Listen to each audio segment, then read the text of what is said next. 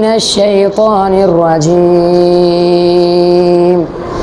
بسم الله الرحمن الرحيم. فإن آمنوا بمثل ما آمنتم به فقد اهتدوا وإن تولوا فإنما هم في شقاق فسيكفيكهم الله وهو السميع العليم. صبغة الله ومن أحسن من الله صبغة ونحن له عابدون. قل أتحاجوننا في الله وهو ربنا وربكم ولنا أعمالنا ولكم أعمالكم ونحن له مخلصون. أم تقولون إن إبراهيم وإسماعيل وإسحاق ويعقوب والأسباط كانوا هودا أو نصارى قل أأنتم أعلم أم الله ومن أظلم ممن كتم شهادة عنده من الله وما الله بغافل عما تعملون. تلك أمة قد خلت لها ما كسبت ولكم ما كسبتم ولا تسألون عما كانوا يعملون. صدق اللہ العظیم. اللہ تعالیٰ کا لاکھ لاکھ شکر ہے، اس کا احسان ہے کہ اللہ تعالیٰ نے ایک مرتبہ پھر تکمیل قرآن کی اس مجلس میں شرکت کرنے کی توفیق عطا فرمائی. اس پر ہم اللہ کا جتنا بھی شکر ادا کرے کم ہے. یقیناً یہ ایک سعادت مندی ہے. یاد رکھیں کہ ہم ہر 2 دن بعد، ہر 3 دن بعد، ہر ہفتے بعد تکمیل قرآن کی مجلس میں شریک ہوتے ہیں. جو برکات اور فیوزات تکمیل قرآن کی مجلس میں اور پھر دعاؤں کی قبولیت کا جو سلسلہ ہوتا ہے، یہ اللہ تعالیٰ کی طرف سے محض اس کا احسان ہے کہ اللہ تعالیٰ ہمیں توفیق عطا فرما دیتے ہیں، ہم یہاں آ کر بیٹھ جاتے ہیں. سمجھ آ رہی کہ نہیں؟ یاد رکھیں ہم جیسے لوگوں کے اوپر اللہ تعالیٰ کے بہت سے احسانات ہیں. ویسے تو پوری انسانیت کے اوپر ہے، لیکن خاص کر ہم جیسے لوگوں کے اوپر بہت احسانات ہیں. اگر ہم دیکھیں 24 گھنٹے مسجد کا ماحول ہے، 24 گھنٹے مدرسے کا ماحول ہے، 24 گھنٹے قرآن کی تلاوت ہے بھئی، 24 گھنٹے جناب درس نظامی کی کلاسیں ہیں، اساتذہ اکرام کی زیارت ہے بھئی. تو ہم بڑے خوش قسمت لوگ ہیں، اور یہ ہماری کوئی قابلیت نہیں ہے، محض اللہ کا فضل اور اس کا احسان ہے. ورنہ انسان تو پوری دنیا میں ہے، کوئی بازار میں پھر رہا ہے، کوئی کاروبار میں پھر رہا ہے، کوئی لین دین میں لگا ہوا ہے بھئی. لیکن اللہ تعالیٰ نے یہ ساری چیزوں سے ہمیں دور کر کے ہمیں صرف اپنے دین کی خدمت اور دین کے سیکھنے سکھانے کے کام کے اوپر لگایا ہوا ہے. یہ اللہ کا احسان ہے، اس پر اللہ کا شکر ادا کرنا چاہیے. یاد رکھیں اس پرفتن دور میں دین کا کوئی بھی کام چھوٹا بڑا نہیں ہوتا ہے. یہ بات ذہن میں رکھیں، دین کا کوئی بھی کام چھوٹا بڑا نہیں ہوتا ہے. اس طریقے سے کوئی گناہ چھوٹا بڑا نہیں ہوتا ہے. دین کا ہر چھوٹا بڑا کام ہم کرتے اللہ کی رضا کے لیے ہیں. ٹھیک ہے نا جی؟ اور اسی طریقے سے گناہ بھی اللہ تعالیٰ کی نافرمانی ہے، چاہے چھوٹا ہو چاہے بڑا ہو.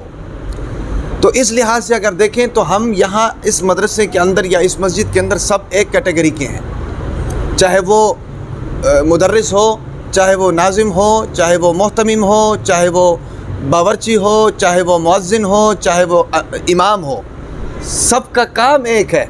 ٹھیک ہے نا جی؟ دین کی خدمت، اعلاء کلمت اللہ. اس اعتبار سے ہم سب ایک کیٹیگری کے ہیں، دین کے خادم ہیں. ٹھیک ہے نا؟ ٹھیک ہے کہ نہیں؟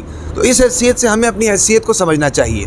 تو یہ اللہ کا احسان ہے اور اللہ کا فضل ہے کہ اللہ تعالیٰ نے ہم جیسے گناہگار لوگوں کو اپنی دین کی خدمت کے لیے قبول فرمایا.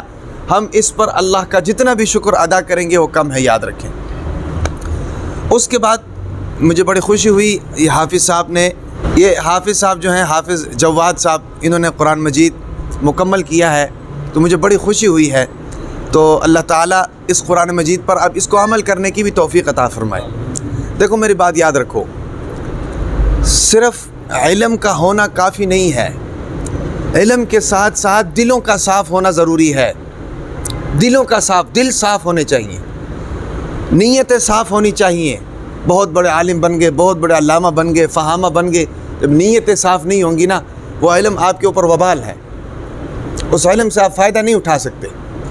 ٹھیک ہے نا جی؟ ذہنوں کو صاف کریں، نیت کو صاف کریں، ایک دوسرے کے بارے میں اچھا گمان رکھیں، اپنے دلوں کو حسد سے پاک کریں۔ سمجھ آ رہی کہ نہیں؟ یہ جو بیماریاں ہمیں آتی ہیں نا، یہ بیماریاں آنے کی وجہ یہی ہوتی ہے، ہم دلوں میں حسد پالتے ہیں، دلوں میں بغض پالتے ہیں، دلوں میں جناب کینہ پالتے ہیں، ایک دوسرے کی غیبت کرتے ہیں، ایک دوسرے کی ترقی کو اور ایک دوسرے کی خوشی کو برداشت کرنے کی صلاحیت نہیں ہے۔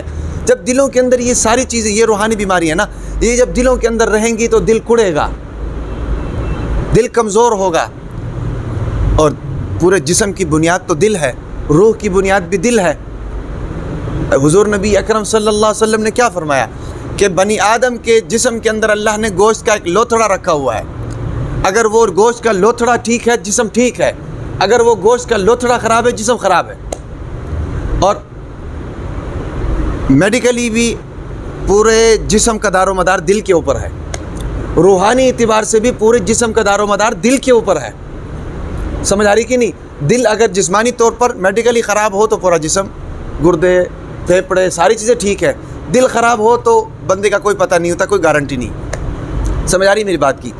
اسی طریقے سے روحانی طور پر اگر دلوں کے اندر حسد پیدا ہو، کینہ پیدا ہو، بغض پیدا ہو، ایک دوسرے کے لیے نیتیں ٹھیک نہ ہو، ایک دوسرے کے لیے برے سوچ پیدا ہوں گے، تو ہمارا دل روحانی طور پر بھی خراب ہوگا۔ یہ کتنی بڑی بدقسمتی ہے کہ جس دل کو اللہ تعالیٰ نے قرآن کا مسکن بنایا ہے بھئی، جس دل کے اندر اللہ تعالیٰ نے قرآن مجید جیسے عظیم نعمت کو اتارا، اسی دل کے اندر اگر آپ حسد کو پالیں، اسی دل کے اندر اگر آپ کینہ کو پالیں، اسی دل کے اندر اگر آپ بدگمانیوں کو پالیں، انہی دلوں کے اندر اگر آپ جناب ایک دوسرے کے لیے بری سوچ رکھیں، بری نیت رکھیں، تو بتائیں اس قرآن سے کیا فائدہ ہوگا، اس علم سے کیا فائدہ ہوگا؟ اس لیے میری آپ کو نصیحت ہے، چاہے آپ مجھے استاد سمجھیں، چاہے آپ مجھے عام انسان آدمی سمجھیں، چاہے آپ مجھے بڑا سمجھیں، چاہے آپ مجھے چھوٹا سمجھیں، میری آپ کو یہ نصیحت ہے کہ دنیا میں جہاں پر بھی چلے جاؤ، علم حاصل کرو، جو کچھ کرو، لیکن دلوں کو صاف رکھو۔ کیا کرو؟ دلوں کو صاف رکھو، دل صاف ہونے چاہیے ایک دوسرے کے لیے، حسد دل کے اندر نہیں ہونی چاہیے۔ سمجھ آ رہی کہ نہیں؟ پھر آپ ترقی کرو گے، یہ بات ذہن میں رکھو، جب آپ کے دل صاف ہوں گے نا جی، پھر اللہ تعالیٰ آپ کو ترقی دیں گے۔ انما الاعمال بالنیات، تمام اعمال کا دار و مدار نیتوں کے اوپر ہے۔ سمجھ آ رہی کہ نہیں؟ جب آپ کے دل صاف ہوں گے، ہر ایک کے لیے آپ کے دل کے اندر جناب اچھی سوچ ہوگی، اللہ تعالیٰ آپ کو ترقی دیں گے، آپ کو کامیابیاں دیں گے اللہ تعالیٰ۔ دین کی خدمت کے لیے اللہ تعالیٰ کو ایسے افراد چاہیے جو دین کے دل صاف ہوں۔ اللہ تعالیٰ انبیاء کرام کو چنتے ہیں، کیوں چنتے ہیں بھئی؟ دل صاف ہے۔ صحابہ کرام کو چنتے ہیں، کیوں چنتے ہیں؟ دل صاف ہے۔ یاد رکھو کہ جس کام کے لیے نبیوں کو چنا گیا، جس کام کے لیے صحابہ کرام کو چنا گیا، اللہ تعالیٰ ہر اس شخص کو اس کام کے لیے چنیں گے جن کے اندر وہ صلاحیتیں بھی موجود ہوں اور ان کے دل صاف ہوں۔ جب دل صاف نہیں ہوں گے نا، آپ جناب زمانے کے بہت بڑے عالم تو بن سکتے ہیں، لیکن آپ اللہ کا قرب حاصل نہیں کر سکتے، آپ دنیا اور آخرت کی کامیابیاں حاصل نہیں کر سکتے۔ یہ بات اپنے ذہنوں کے اندر ڈالو۔ سمجھ آ رہی کہ نہیں میری بات کی؟ اس لیے یہ ہے کہ یہ اللہ تعالیٰ کا فضل ہے کہ مدرسہ ربیع القرآن کی محنت ہے، اور بالخصوص اس بچے کے استاد کی محنت ہے۔ اللہ تعالیٰ ان کی محنتوں کو اپنے بارگاہ میں شرف قبولیت نصیب فرمائے۔ ہماری کیا محنت ہو سکتی ہے؟ ہم تو صرف مشورہ دیتے ہیں، ہم تو صرف طریقہ بتاتے ہیں، ہم تو صرف انتظامات کرتے ہیں، ہم تو صرف ماحول دیتے ہیں، ٹھیک ہے کہ نہیں؟ اصل محنتیں جو ہیں وہ ان کے اساتذہ کرام کی ہیں، جو حالات کو سمجھتے ہیں، حالات کو سمجھتے ہیں، تقاضوں کو سمجھتے ہیں، ٹھیک ہے کہ نہیں؟ بچے کی طبیعت کو سمجھتے ہیں، بچے کے وقت کو سمجھتے ہیں، اس کی اہمیت کو سمجھتے ہیں، اور اپنی کلاس کی اور مدرسے کی معیار کو سمجھتے ہیں، اور اپنے معاونین کو سمجھتے ہیں، اور اپنے ساتھ مخلص لوگوں کو سمجھتے ہیں، اور ان تمام چیزوں کو سمجھنے کے بعد وہ للہیت کے ساتھ محنت کرتے ہیں، اور اس کے نتائج ہمارے سامنے آتے ہیں۔ سمجھ آ رہی کہ نہیں؟ تو اصل جو محنت ہے وہ ان کے اساتذہ کرام کی۔ اب دیکھیں ان کے والدین جو ہے وہ تو چترال میں بیٹھے ہوئے ہیں، دور علاقوں میں بیٹھے ہوئے ہیں، ٹھیک ہے کہ نہیں, وہ بھی دعائیں کر سکتے ہیں, پریکٹیکلی محنت وہ بھی نہیں کر سکتے. پریکٹیکلی جو محنت ہے وہ ان کے استاد کی ہے اور اس بچے کی اپنی ہے, جو صبح 3 بجے سے اٹھتے ہیں اور رات 10 بجے تک چلتے ہیں. ہاں بھائی, بیچ میں ناشتے کی بھی چھٹی ہوتی ہے, بیچ میں سونے کا بھی وقفہ ہوتا ہے, بیچ میں کھیل کا بھی وقفہ ہوتا ہے, لیکن اس کے بعد دوبارہ پھر وہی ماحول ان کو دیتے ہیں, پھر دوبارہ اس کلاس کو جناب رن کرتے ہیں اور اس کو جناب رات 10 بجے تک لے کر جاتے ہیں. تو اصل محنت تو اس بچے کی اور ان کے اساتذہ کرام کی. تو میں اپنی طرف سے ان کے استاد محترم کو بھی دل کی گہرائیوں سے مبارکباد پیش کرتا ہوں, اس بچے کو بھی مبارکباد پیش کرتا ہوں. جملہ اساتذہ کرام جتنے بھی یہاں پر آپ دیکھیں, یہ درجہ کتب کے استاد ہیں, یہ یہاں آئے ہی اس لیے آپ کی حوصلہ افزائی کے لیے.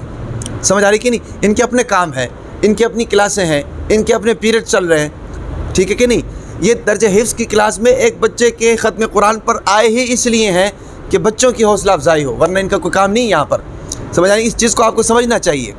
سمجھ آ رہی میری بات کی. تو اللہ تعالیٰ ان کا بھی آنا قبول فرمائے, اور میں ان کو بھی مبارکباد پیش کرتا ہوں, جملہ اساتذہ کرام جتنے بھی ہیں, اور یہ بچہ جو ہے بالخصوص اس کو مبارکباد پیش کرتا ہوں, اور ان کے ماں باپ کو بھی میں تہ دل سے مبارکباد پیش کرتا ہوں کہ اللہ تعالیٰ جو ہے, اللہ تعالیٰ نے یہ توفیق عطا فرمائی, قرآن مجید مکمل حفظ کیا, اور اب اللہ سے یہ دعا ہے کہ اللہ تعالیٰ اس قرآن مجید کو سیکھنے, سمجھنے اور اس پر عمل کرنے کی بھی اللہ تبارک و تعالیٰ توفیق عطا فرمائے. اصحابہ اجمعین,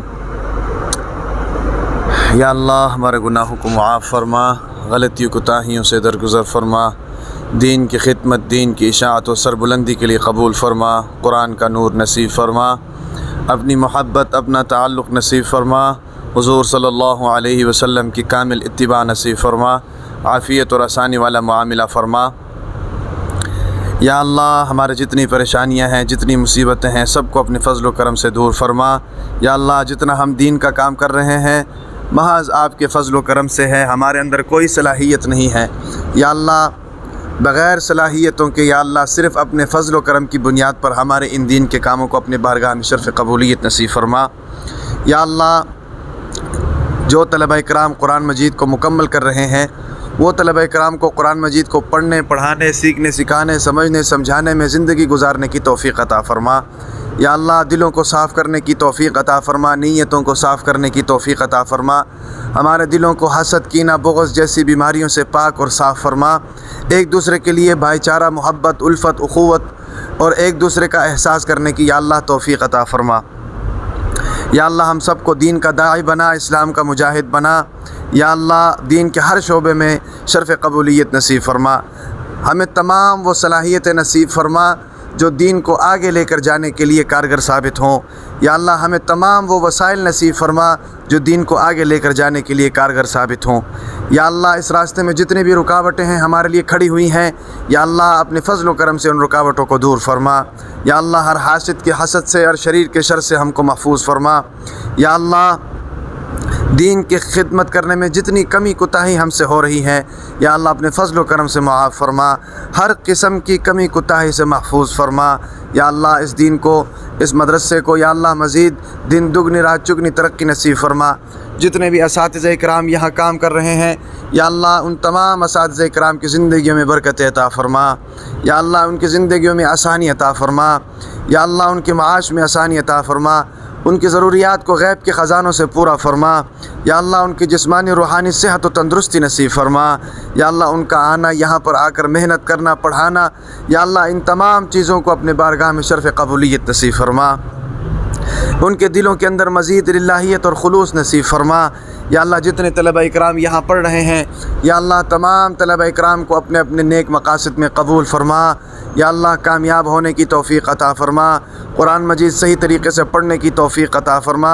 یا اللہ قرآن کی تعلیمات پر عمل کرنے اور دوسروں تک پہنچانے کی توفیق نصیب فرما.